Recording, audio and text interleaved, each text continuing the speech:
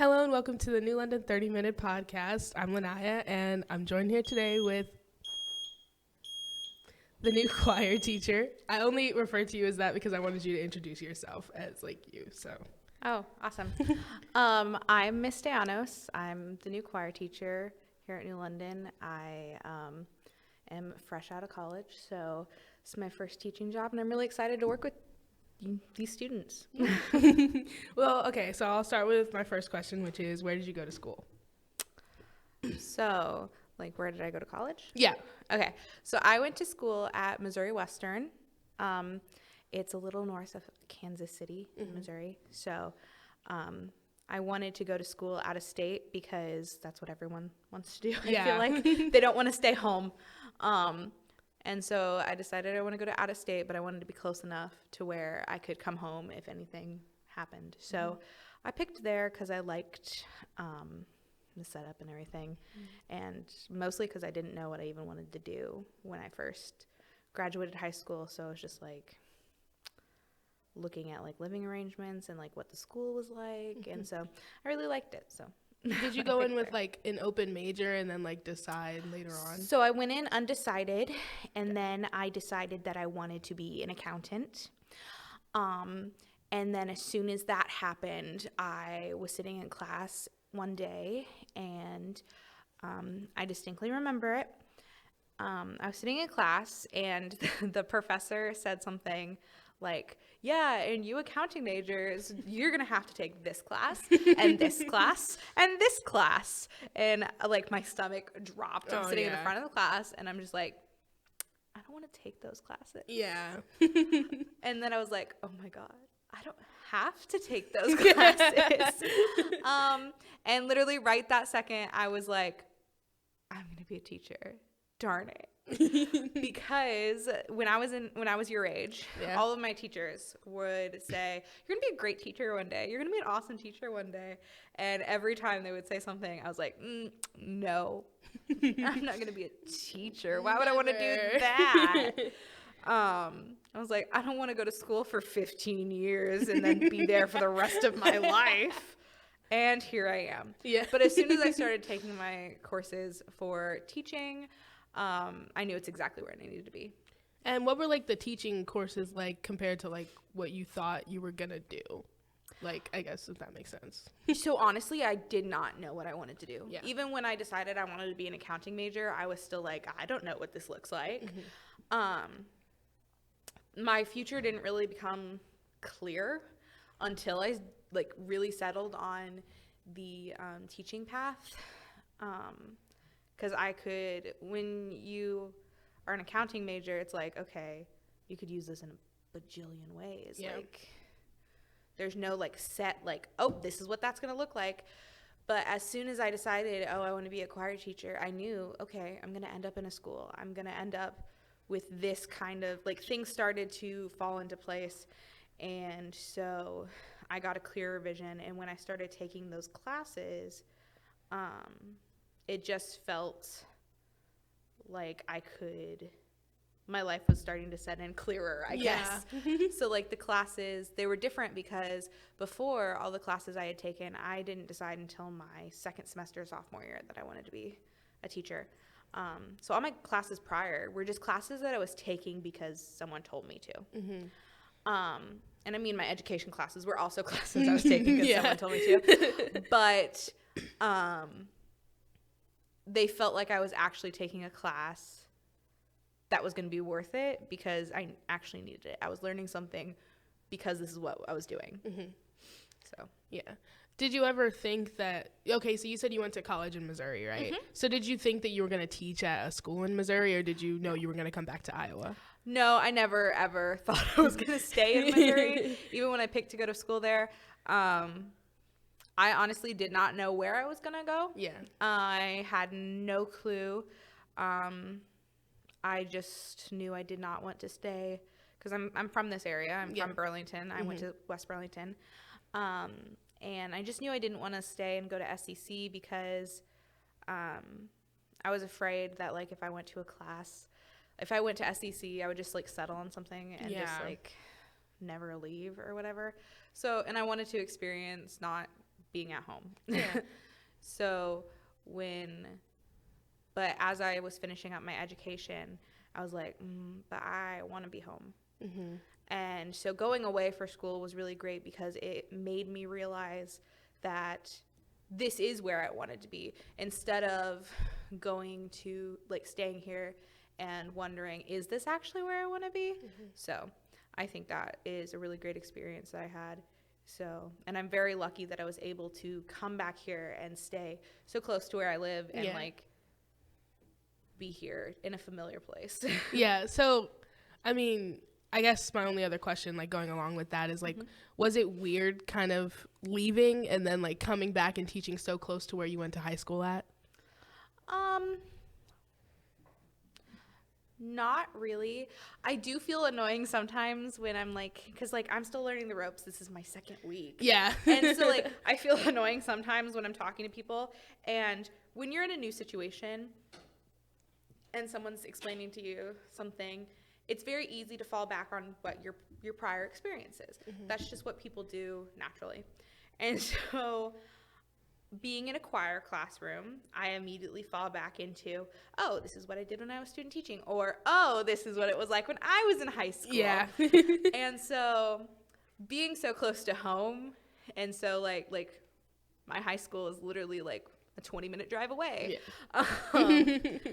It's weird because like people from here actually know like the district and everything that I came from. So, yeah, it's, it's, I feel annoying whenever I'm like, oh, well, we did it this way when I was in high school. But. Yeah, no, I feel like it was good that you got that experience, though, of, like, going away and, like, learning something and then coming back. Mm-hmm. I feel like that's a really good experience to have, so, yeah. All right, so moving away from, like, college and everything, why did you decide to pursue music? So... Going back to that accounting class, we were only like 30 minutes into that hour and a half accounting class when I had this life-changing epiphany. And so I'm sitting there and I was like, okay, well, this isn't relevant to me anymore. And so I'm sitting in class and I'm just taking notes. What kind of teacher do I want to be? Do I want to be an elementary teacher? No. Do I want to be a middle school teacher? Absolutely not. And then, so I'm sitting there, I'm like, okay, I guess I'm doing secondary. What am I good at? Because when you're in secondary, you have to have a specialty. Yeah. So I was like, okay, what am I good at? Oh, I'm good at math. So I wrote down math. Well, I can do music. I've been in choir forever. And I was in band, music. So those were kind of my two top contenders. I'm awful at like grammar and spelling. English was never there. I get that. As much as I love reading, English I should not be teaching people English. So those were my two top contenders. And later that night I went and I looked at what you would like, the kind of classes you would need to take for those two majors. And there was too much calculus for my liking for being a math teacher. So music teacher it was. And I'm glad I made that decision because as a math teacher, you kind of just have to have everyone because everyone has to take math, right? Yeah. Which is important. Like, as much as students like to be like, when are we going to use this? Surprisingly, a lot more than you think. But music, that's a class that you guys pick to be in. So, like, the people who are there, they want to be there. So, like, you're working with students who actually have the drive and passion to be in your class. And I love that. I love working with people who are excited to be doing what we're doing. And I get the opportunity to also put one of my hobbies, which is singing, into my job. So even though my first choice was math, I'm glad that eventually I settled on music because I guess I kind of did settle, but I am glad that it happened. Yeah. Because I loved my courses that I was taking and the people I was working with. and the community that I am a part of, because choir and band and musicals and all of that, those are the things you remember from high school. Yeah. So I'm glad I get to be part of that. Yeah. So you kind of touched on it a little bit, but what do you love about music, like specifically, as like a whole? As much as you, as my student in choir, are gonna be like, I don't really think that's true. I'm not the biggest fan of like theory and how music works too much, but I understand the importance. So I'm really trying to push it so we can just know it. That way we can get to the fun stuff of just being able to just look at a piece of music and be like, okay, let's sing it now. And I love, oh my goodness, one of my favorite things is theater. And so when I first got the job here and was told, hey, like they like approached me with caution. They were like, so there's a musical every other year. How do you feel about that? And I was like, wait, I'm in charge of it? Because like at the other places I've been, the choir teachers helped with like the music stuff. Yeah. But we didn't get to like direct it. And so it was like, me? All of it? Yeah. Yes. Because I did theater in high school, and it was like one of my favorite things. Musicals, I love them. They're, it's really like the only music I listen to. I don't listen to a lot of music outside of school. I'm like that too. So musicals are so much fun, and I think that's probably my favorite thing. So being able to pick music that I just love and share it with my students, and hopefully they come to like it too. Yeah. That's one of my favorite things, is sharing music and being able to talk about it. Oh yeah. And just kind of geeking out sometimes over music. Because another thing that I like is when you're watching movies and stuff and there's like hidden things in music. Yeah. And then like, or like when you're watching something and then you like come back and you're like, oh, that makes sense now because you've already seen it. Yeah. We talk about musicals a lot during choir. Like we just sit there and we geek out about it. Like you don't even want to know how often we talk about Hamilton in there. It's crazy. Oh goodness. I could talk about Hamilton for a while. I could especially because there's those little geeky things in there. Like one of my favorite things with music is word painting. Yeah. And so one of my favorite things from Hamilton is during the what's his name? King George, during his song, he sings the line Oceans rise, empires fall.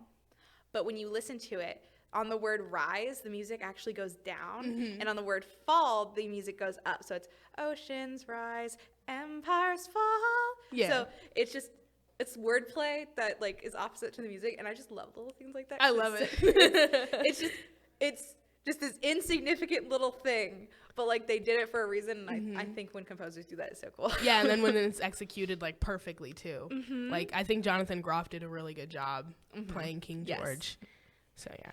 So what made you love music? Like what was in your brain that clicked and was like, I love music? So my dad is a musician. He's always been a singer. He was the music kid in high school also. And so I always had that around. I used to go to church a lot as a kid, and I would sing in the choir.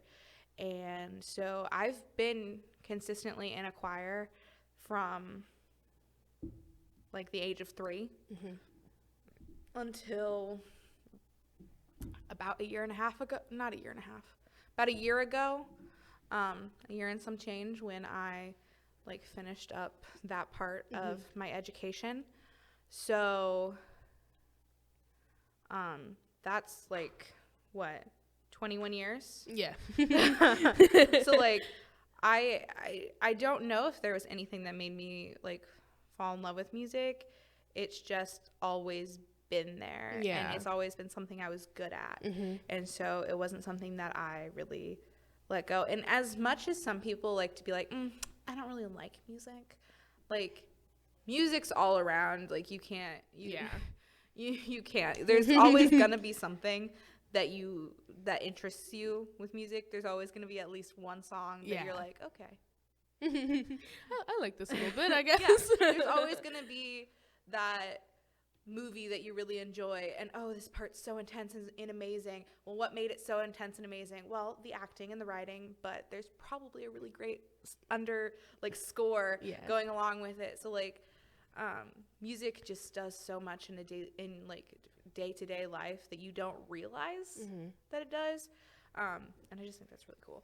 Yeah, I feel like music is, even with me growing up, it's just always kind of been around me. And I think that's why I also really love it, is just because it's just been a part of me for so long. So music's such a big part of society that I don't think people realize it as much as they do, just because it's always been there. Yeah, it's just kind of always been there, yeah. All right, so getting into some, I categorize this as hard hitters. All right. It's not actually hard hitters, it's more lighthearted questions. So who is your favorite artist and why? Oh, you can't ask me these questions. I love asking people this. So, okay. Artist, let's specify, because I'm a music teacher. So are we talking like pop culture? Are we talking about like history? You gotta narrow it down a little bit for me. Okay. Well, since you said you like musicals, we'll do one like song from a musical that's like one that will always like do it for you every time. Okay. And then we'll do one like pop culture. Okay. So musical. Whew. So my absolute favorite musical is Wicked. Oh yeah. It was the first musical I ever saw professionally done. Oh. I went to see it for my 13th birthday, like all out. Yeah. Or maybe it was 14. I don't know. One of them. Yeah. I was young. And so probably like a song that will always just give me chills is Defying Gravity. And it's such a basic answer, but it's the correct answer. It's the correct one. It's the right one, yes. I love Wicked. I think that's one of like the best musicals that was ever done. It's like guaranteed to be one of the best musicals. It has not left Broadway since it started on Broadway. And it's so popular, they don't even sell the rights for people to perform it, so like schools or community theaters or anything like that, because they still have tours, national tours of it, international tours of it. It's still on Broadway currently.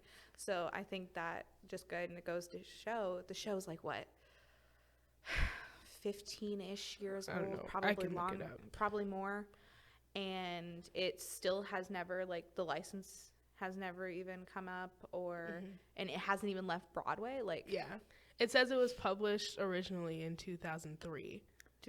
So almost 20 years. Yeah, almost 20 years. Wow, that's crazy though. Yeah. And it's like really good. I think Defying Gravity was a good answer. That was a good answer. And then so pop culture then. Oof. I kind of got two. We'll go with this one. So this one wasn't actually until recently, because I was one of those people who, like, when I was younger was when she first started getting really popular. I was a really big fan of her when she first started, and then in the middle, when she kind of started getting more poppy, I was like, no, because that was like the popular thing to do. Yeah, no, I get that. But now I got older, and I was like, you know what? I don't care. I love her music, and that is Miss Taylor Swift. Oh yeah. I was a huge fan of hers when she first came out. But then, like, when Red came out and she started, like, turning to pop, I was like, I don't like her. Because for some reason there, like, when she was, like, young and, like, I think it was when she had, like, she was going through all the boyfriends.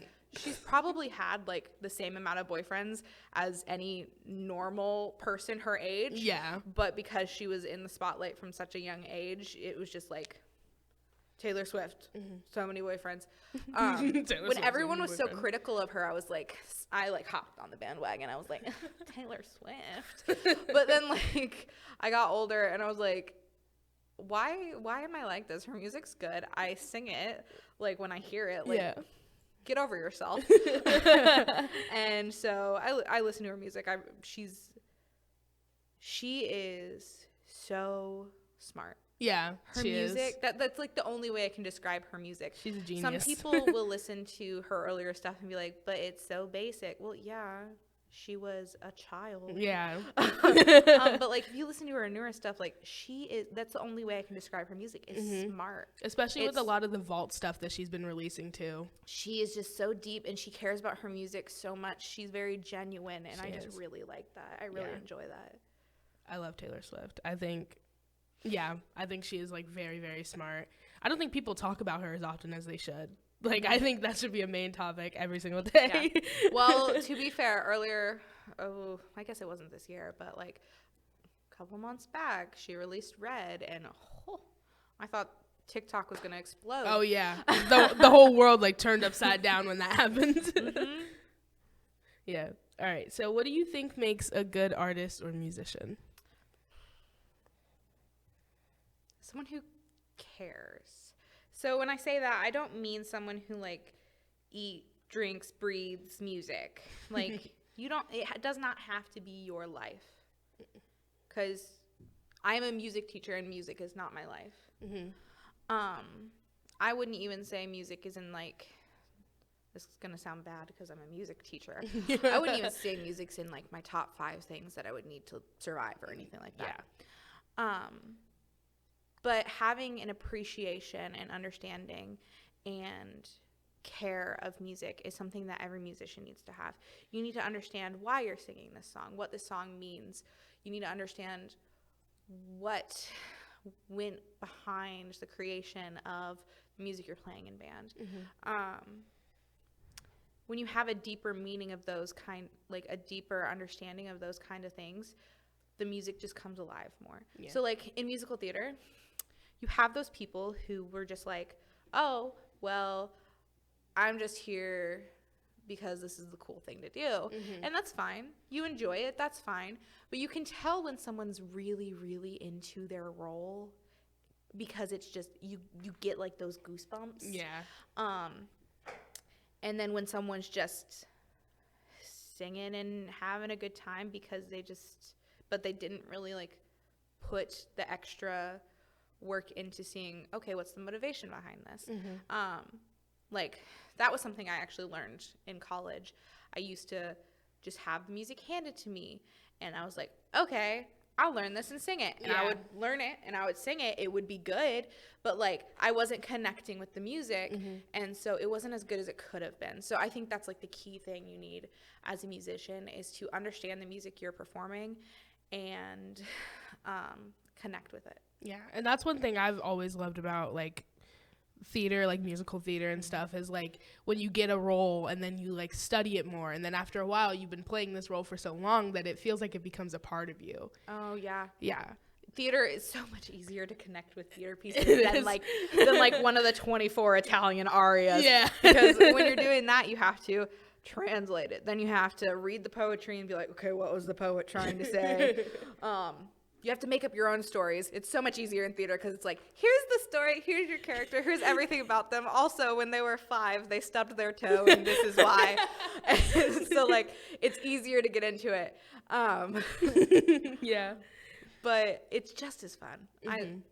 Either way, as long as you're connecting with the music and you understand what's going on there, I think that's what makes a good musician. Yeah, I think passion is, I think that's what it is. That's where it sets it off. That's why Taylor Swift's great.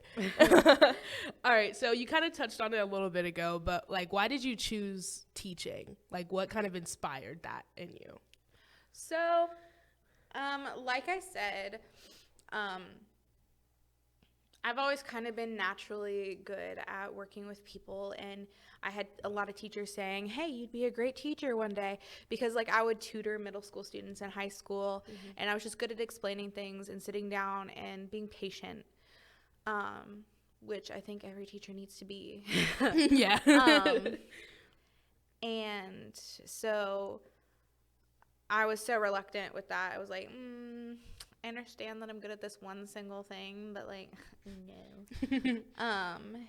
And so when I went to college, one of the first things that I did was join choir, because I was like, I have to be in choir because I'll go crazy if I'm not. Really should have clued me in faster that this is what I should be doing. But I'm clueless. Or at least I was. I'm still a little clueless. And so but when I was in choir, there were a lot of other music education people, and the choir director was actually, she was the chair of the music education department.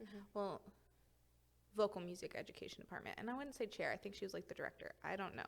But she was like up there. And so she was always talking about it and always demonstrating in her class. That was the great thing about that choir that I was in. Well, everybody, it did not matter your major, you could be in choir because choir is for everybody. She would still take the time and be like, hey, we're doing this in class because of this. Not only did it just reinforce why we're doing certain warm-ups and things in class, so we knew for the people who weren't education majors, but it also gave it to the education majors. Hey, this is a good way of explaining it to your students. Hey, this is why we're doing this also. So she was really great at that. And so I was around that a lot. And I think being around that made me more open to the fact, like, hey, teaching is a great job. And I really respected a lot of my college professors. So I think that also pushed me in the direction of teaching, because I was like, I kind of want to be you when I grow up. I do not think I could ever teach college. I think high school and is where I'm at. Honestly, one of my favorite things about working here at New London is I was having such a hard time picking what grade I wanted to teach. Because my certification is K through 12. And I was like, they're all so fun. Everybody's always like, you'd be a great middle school teacher. And I'm like, oh, middle schoolers scare me. But I wouldn't mind it. So when I graduated, I was like, do I want to go elementary? Do I want to go middle school? Do I want to go high school? And then I applied for this job, and I was like, oh, it's all three. It's all three. So I was very happy about that. You got them all. Yeah. All right. So my last two questions kind of go into each other. So who were your role models while you were growing up? My mom. She was probably my key role model in my life. She's just always been there. She's like one of my she's one of my best friends. When you're younger, you don't really think about it that way. But when you get older, I feel like generally if you have a good relationship with your mom, and then you get older, you're like, yeah, she's one of my best friends. Another one of my role models, when I was in high school, like my biggest role model when I was in high school was, what do I even call him? He was a floater. He, the Success Center here? There's something similar to that over at West Burlington called The Corners. I think they still have it. But he is the founder, and like he was in charge of The Corners. His name was Mr. Reed. And he was awesome. He was like my favorite teacher.